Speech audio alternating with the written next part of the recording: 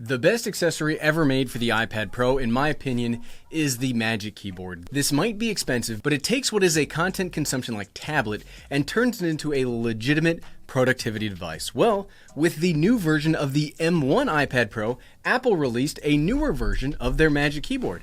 That's this fella right here. So what comes in the box and how does it compare to last year's model? Let's find out.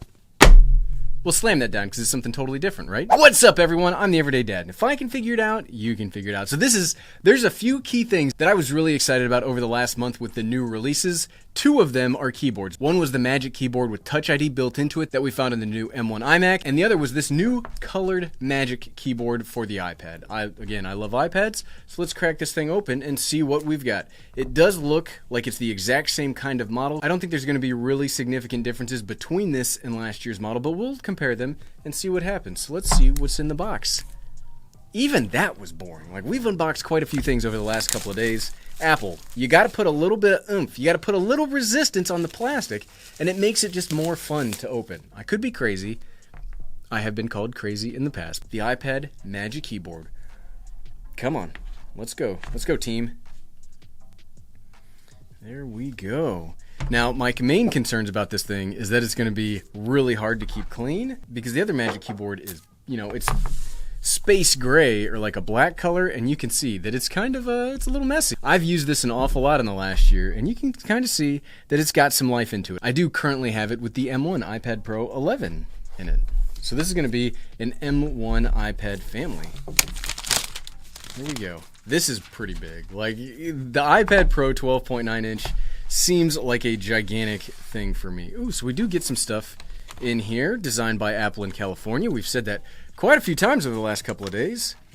What do we get? The surface of the Magic Keyboard is designed to be wiped clean. Avoid prolonged contact with other materials as color transfer may occur. So this is going to be a fragile color. This seems like it could be a fragile coloring, but I think it looks so good. That's why we went with it. Okay, Apple Care 1 year thing, disposal information, and then the quick little cheat sheet on how to use this. It's a keyboard. Should be pretty easy to use.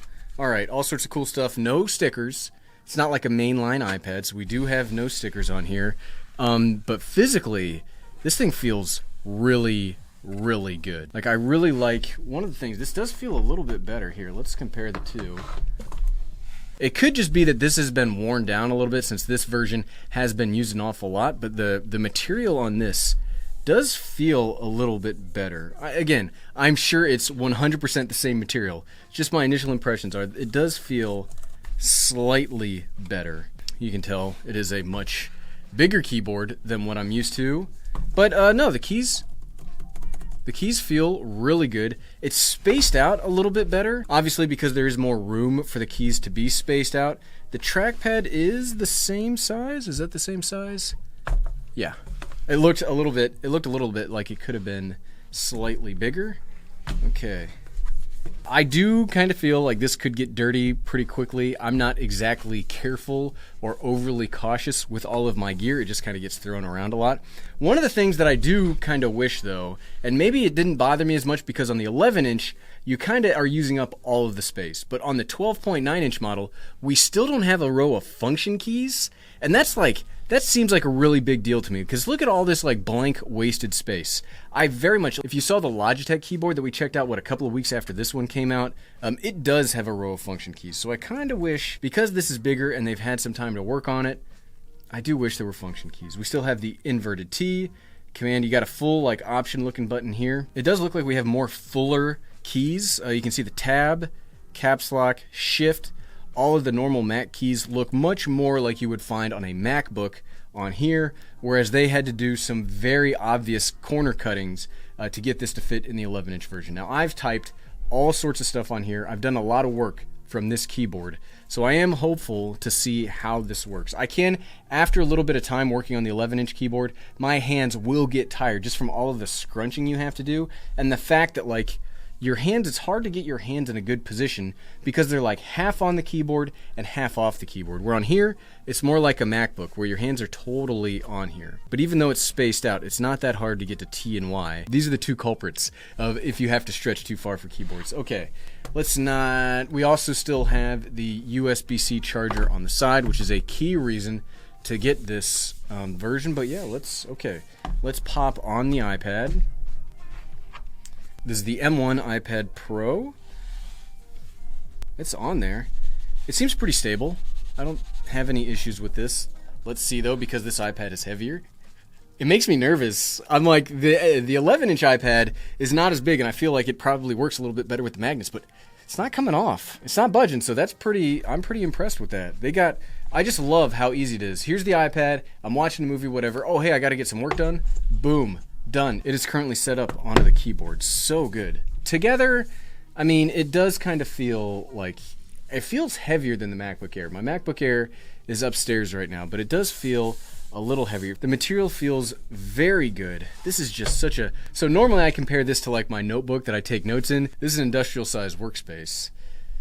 It does come down a little, because the iPad's a little bit bigger, it comes over the keys a little bit more, so maybe that's why they couldn't have like function keys. Like if I was trying to reach for function keys up there, I might be blocked by the iPad itself. So I guess this big empty space, it does not bother me as much now that we've got the iPad on here.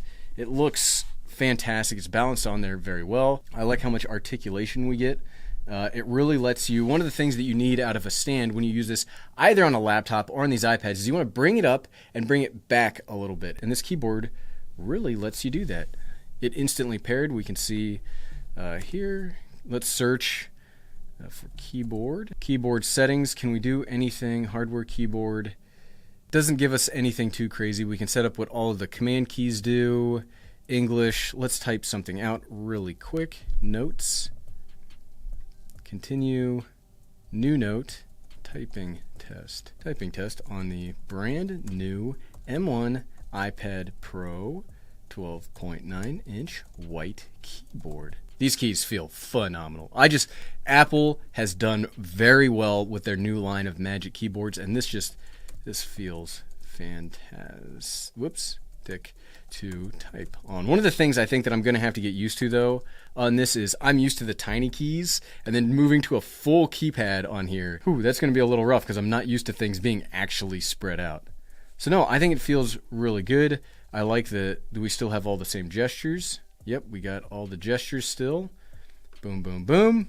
Okay, so one of the things we'll have to do, let me know in the comments below, what would you like to see? Would you like to see a follow-up to this keyboard after a couple of weeks or a couple of months after we've had a chance to really put this through its paces? But much like the original Magic Keyboard, these accessories are very expensive. This together, like this is the cheapest 12.9-inch iPad Pro. With this keyboard, it costs more than the MacBook Air. It costs the same as the MacBook Pro 13, but you get less storage, and it's a little more finicky because you've also got less ports. But yeah, what would you all like to see about this? Let me know in the comments below. I love making the videos that you all want to see. And if you like this video and you want to see either of the two new M1 iPad Pros come out of their box, see what you get with it, here's my video about both of them. And you can find them by clicking right here. Click, click, click, click, click, click, click. Thanks for watching.